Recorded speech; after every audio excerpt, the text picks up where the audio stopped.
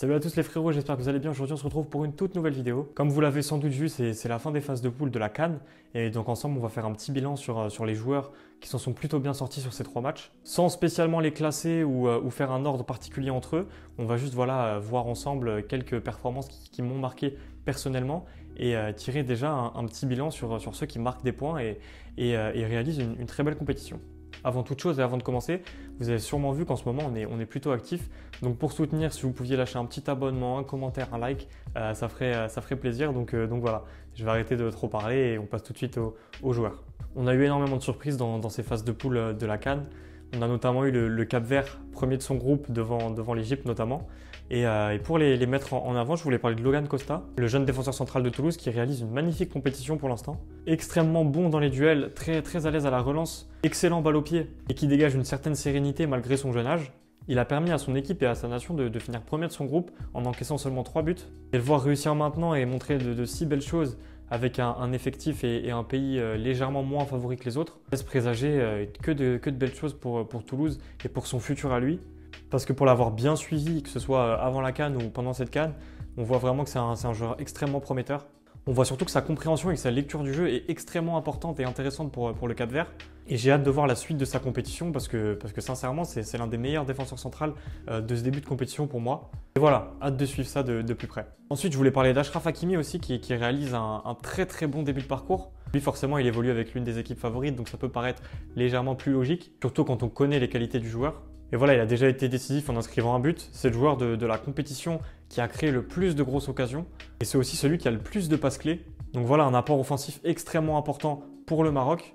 Que ce soit important pour le Maroc ou non, une qualité dans le dernier tiers extrêmement intéressante. Quand on voit ses performances, on n'est pas étonné de le voir parmi les meilleurs latérales droits au monde. Surtout qu'il commence à se régler petit à petit défensivement. Avant, il avait quelques trous d'air et là, je le trouve vraiment impérial et vraiment sûr de ses capacités. Voilà, buteur, passeur décisif, joueur de la compétition qui a offert le plus de passes clés et qui a créé le plus de grosses occasions. Tout ça en étant impérial en défense. Vraiment chapeau à lui. Un très beau de compétition, très prometteur. Pour continuer sur le Maroc, je voulais parler d'Azdine Ounahi. Joueur que j'apprécie particulièrement, mais même si sa carrière en club est pour l'instant un peu compliquée. D'ailleurs, dans ce début de CAN, j'ai beaucoup eu de coups de cœur sur des milieux de terrain en particulier. Et lui, voilà, tout ce qu'il arrive à apporter techniquement, sa justesse dans le dernier tiers du terrain et son utilité dans les petits espaces, comment il arrive à se sortir de certaines situations. Je trouve ça vraiment impressionnant. Et même le but qu'il a inscrit contre la Tanzanie, si je ne dis pas de bêtises, vraiment incroyable, qui montre toute la qualité du joueur, capable de lire le jeu aussi, lui aussi, dans la remise avec Adli.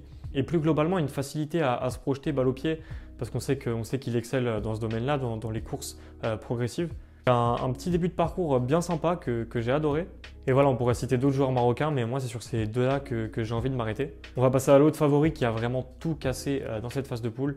Pour moi, le favori numéro 1, le tenant du titre, le Sénégal. Je ne vais pas parler de Lamine Camara parce que j'ai fait une vidéo sur lui il y a quelques jours, donc vous pouvez aller la voir si ça vous intéresse. Mais du coup, je vais me concentrer sur 2 joueurs, Pape Gueye et Crépin Diatta. Pape Gueye est sûrement le meilleur joueur de ce début de compétition, avec un rôle extrêmement important dans ce milieu de terrain rempli de talent. Même s'ils ont été alignés qu'une seule fois ensemble à cause de blessures, on voit que le trio du Sénégal, Pape Matar Sarr, Pape Gueye et Lamine Camara, est destiné à être aligné dans tout le reste de la compétition. Et même quand on voit sur le papier ce milieu-là, c'est l'un des meilleurs du monde en termes de football international. Et ça, pour moi, il n'y a aucun débat parce que tout le monde a son rôle. Là, par exemple, on voit que Pape Gueye, il assure vraiment le côté défensif et il gratte un nombre de ballons assez incroyable. Pour laisser la possibilité à Lamine Camara et à Pape Matar Sarr de se projeter, les 2 joueurs qui sont un peu plus box-to-box. Et du coup, on voit qu'on a Lamine Camara avec 2 buts, Pape Matar Sarr avec une passe décisive, Pape Gueye avec un but. Un milieu à 3 exceptionnel, vraiment très complémentaire. Et Pape Gueye, ce que j'ai adoré, c'est vraiment cette capacité à couvrir derrière. Vraiment, il y a personne qui passe à chaque fois en termes de récupération, en termes de tacle. Vraiment, il est impressionnant. En termes de qualité de pressing, on voit qu'il ne laisse pas respirer ses adversaires. Et vraiment, moi c'est un joueur que j'adore et là, il m'a régalé. Je voulais à tout prix le placer parce que c'est l'un de mes joueurs préférés, même s'il n'a joué que 2 matchs. Mohamed Kudus aussi, qui commence vraiment à devenir l'une des stars du continent. Avec un match sensationnel contre l'Égypte, malgré qu'il ait été complètement gâché par ses coéquipiers en défense qui ont fait 2 erreurs individuelles incroyables. Mais vraiment, on voit que sur les 2 matchs, il a réussi à se balader, mais d'une manière assez impressionnante. Et en vérité, c'est même pas une surprise, c'est dans la continuité de son début de saison assez incroyable avec West Ham. Et voilà, sa qualité de frappe de balle, que ce soit dans la surface ou en dehors, sa justesse technique et le ballon qui lui colle au pied à chaque fois sur des dribbles ou sur des courses, c'est vraiment, vraiment fou à voir. Et aussi cette qualité qu'il a de se sortir de n'importe quelle situation, n'importe quel pressing dans les petits espaces. Vraiment, j'ai adoré sa compétition, même si malheureusement pour lui, ça s'est déjà arrêté.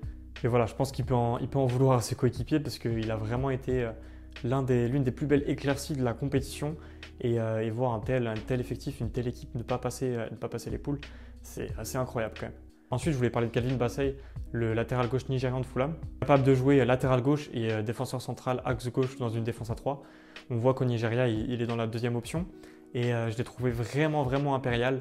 Et ça me fait plaisir parce que c'est un joueur qui n'est pas trop en réussite en club en ce moment. Mais en termes d'impact défensif, de pressing, d'harcèlement sur le porteur de balle et la qualité de relance aussi, même si malheureusement il a que son pied gauche et pas de pied droit. Mais voilà, le Nigeria s'est pris qu'un seul but dans cette phase de poule et c'est en grande partie grâce à lui. Je voulais aussi parler d'un autre joueur que j'aime beaucoup, c'est Ola Aina, que j'ai beaucoup aimé dans cette compétition aussi. Dans un rôle de piston, lui qui a énormément apporté offensivement. Voilà, c'est l'une de ses qualités principales, sa qualité de centre, sa qualité offensive tout simplement, même d'élimination. Et j'ai trouvé la petite paire axiale et latérale gauche extrêmement importante pour le Nigeria. Malgré leurs bons résultats, c'est une sélection, moi j'ai un peu de mal à lire leurs performances à chaque fois parce que je trouve qu'Osimhen en sélection c'est toujours un peu compliqué et que ça aide pas avec le nombre de joueurs offensifs. Je pense qu'ils se perdent plus qu'ils gagnent réellement, mais je pense qu'il y a quand même quelque chose à faire, donc on va suivre ça aussi avec attention. Comment faire une vidéo de ce style sans parler de la vraie surprise de ce début de tournoi, la Guinée équatoriale, avec Emilio Nsoué qui est maintenant le meilleur buteur de la Coupe d'Afrique des Nations. Tout ça en ayant 34 ans et en évoluant en 3e division espagnole. Comme ça, c'est assez fou, mais vraiment une équipe valeureuse qui certes a moins de qualité que les autres, mais qui ont réussi à s'en sortir grâce à de vraies valeurs d'équipe, de vraies performances qu'on aime voir dans ce genre de compétition. Ils ont joué avec le cœur et ils n'ont surtout pas triché. Ils ont quand même eu des belles phases de jeu avec des belles tactiques mises en place. Je pense que c'est une équipe et une sélection qui ne se cachent pas. Gagner un match, c'était déjà une victoire. Et je pense qu'ils n'avaient pas spécialement de pression, donc ils y sont allés à fond et ils ont bien eu raison. En tout cas, voilà, on voit partout que c'est un joueur de 3e division, meilleur buteur de la CAN, donc c'est vrai que c'est un peu cocasse. Mais il a quand même sa petite carrière derrière lui. Il ne faut pas oublier que c'est un joueur âgé. Il a joué à Mallorca, à Birmingham. Donc voilà, c'est pas n'importe qui non plus. Voilà, donc capable de mettre de très beaux buts lui aussi, déjà 5 buts comme je l'ai déjà dit. Toujours bien placé et capable d'aider l'équipe lors de construction d'action. Donc voilà, un joueur et une équipe que j'ai beaucoup aimé dans les valeurs et dans le combat. Dans tous les cas, quand on est extérieur, et j'imagine que même quand on est supporter ou qu'on est derrière une équipe en particulier, on aime toujours voir ce genre d'histoire, que ce soit en termes de joueurs ou en termes d'équipe, de voir les outsiders ou ceux qui n'étaient pas attendus ici s'en sortir. Donc voilà, que ce soit Cap-Vert, même si Cap-Vert c'est un peu moindre, la Guinée équatoriale, voilà, ça c'est des histoires qu'on adore et voilà, j'étais obligé d'en parler. Ensuite, je voulais parler d'Aboubakary Koïta, le joueur mauritanien qui a mis l'un des plus beaux buts de cette CAN.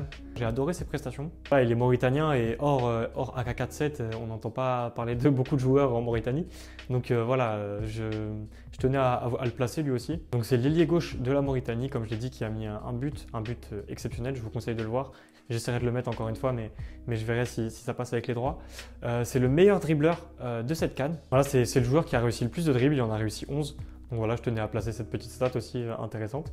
Donc avec une grosse vitesse, une énorme frappe, comme on l'a vu, donc je ne vais pas me répéter encore, et une capacité d'élimination assez intéressante, que ce soit des dribbles intérieurs ou des feintes de corps, des passements de jambes, etc.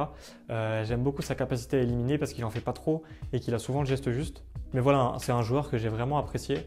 Et cette équipe de la Mauritanie aussi une belle surprise, même s'ils sont se qualifiés, moi je les place pas au même niveau que la Guinée équatoriale parce qu'ils sont quand même qualifiés en tant que meilleur 3e. Et bon, ça c'est discutable comme règle, mais bon, c'est pas le sujet. Bon voilà, c'est tout pour les joueurs que j'ai retenus. J'aurais pu parler d'Agibou Camara du côté de la Guinée, de Kamori Doumbia du côté du Mali, de Montassar Talbi du côté de la Tunisie. Mais voilà, j'ai retenu ces quelques joueurs. En tout cas, c'est pas une compétition. C'est les joueurs que j'ai choisi de retenir, mais bien évidemment qu'il y en a d'autres et que j'aurais pu en citer plein d'autres. Donc me tombez pas dessus, si vous n'êtes pas d'accord, vous me dites. Si vous êtes d'accord, vous me le dites. Et voilà, de toute façon, on s'attrape bientôt pour parler des cracks marocains. Donc une vidéo très sympa qui va arriver. Voilà, j'espère que vous kiffez la CAN, j'espère que tout se passe bien dans votre vie. Moi, tout est carré, donc on s'attrape bientôt, j'espère. Et voilà les gars, à bientôt.